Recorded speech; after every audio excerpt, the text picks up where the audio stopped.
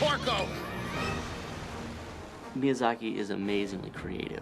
And Porco Rosso, I just think it's really unique. I was just totally intrigued by the sensibility and the style of it. What I love most about Miyazaki's work are the layers that he puts into it. It's geared towards adults just as much as it's geared towards children. Porco Rosso has the mark of Miyazaki. It's got flying, it's got pigs, and it's got a very precocious young girl. Theo, what do you think you're doing? I'm rigging up my seat. Just give me about 5 seconds.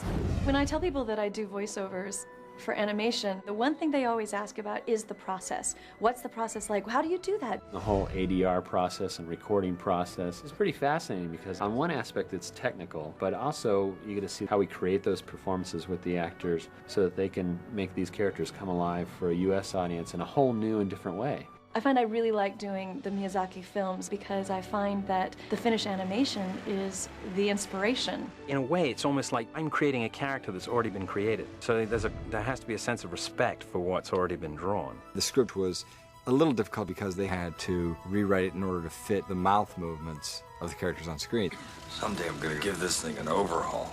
Working to finished product means you work very narrowly. The hard part is trying to fit the lines in to the mouth movements of the animated character on the screen who's speaking Japanese. Well, that's the same age I am. You start to say, well, yeah, we can't do exactly that. We gotta move it over here, and then somewhere you find it. Maybe it's better to use this word here because you can see that the mouth is closing on that particular vowel. Your mouth needs to open and shut at the same time that their mouth opens and shuts.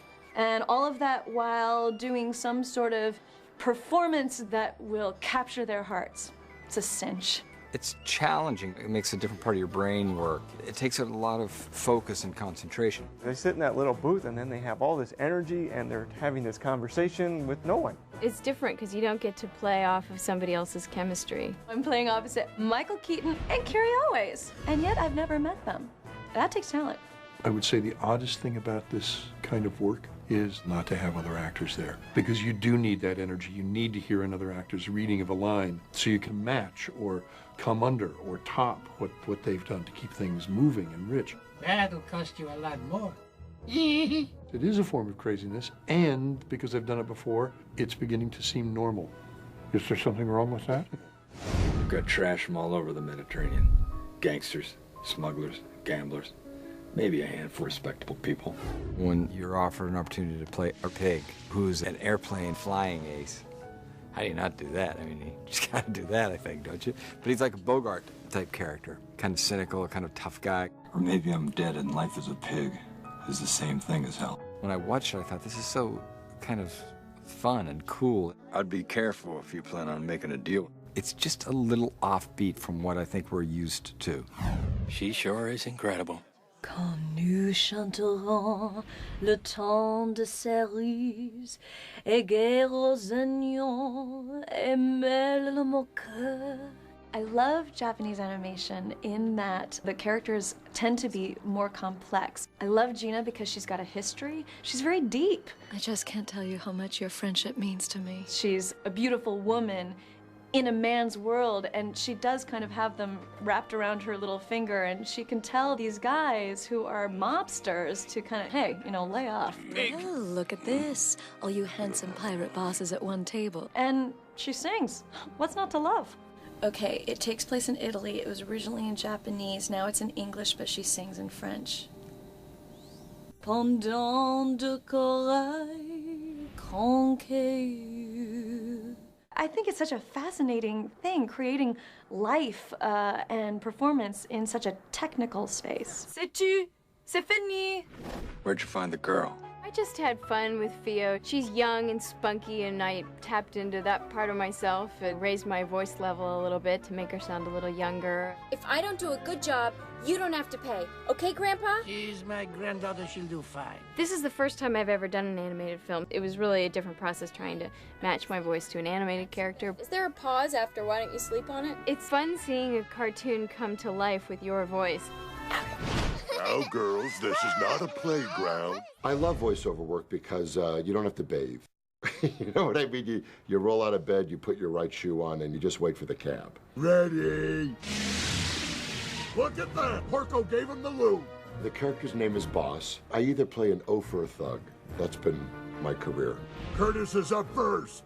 He reminds me of the Bluto character in Popeye. He's kind of that big, loud type of guy. You know, that the voice that the wife loves when we're, you know, taking a seaside walk. I'll tune this up just right. David Oxenstier's just hits it. He'll say a line and we go, oh, the line's great. Take her.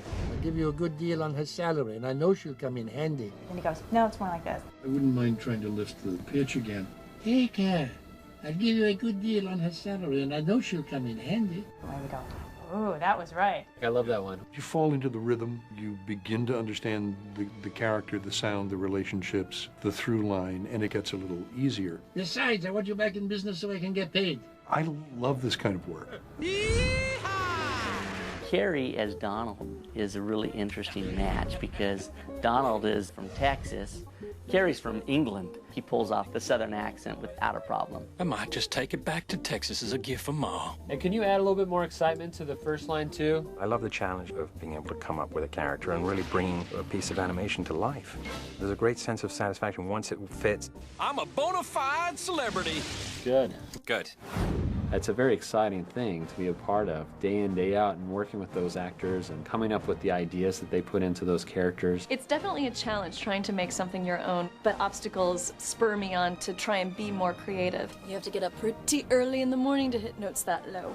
You're not inventing the wheel. You're adding some little decoration to the spoke that's already on the wheel.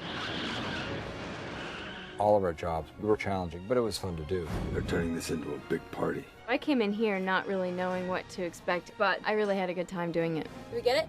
Great! Often, you know, you look at a finished film and you go, oh, that looked flawless and easy enough. But in fact, a great deal of work goes into it. It's a complete team effort. That's what it's all about.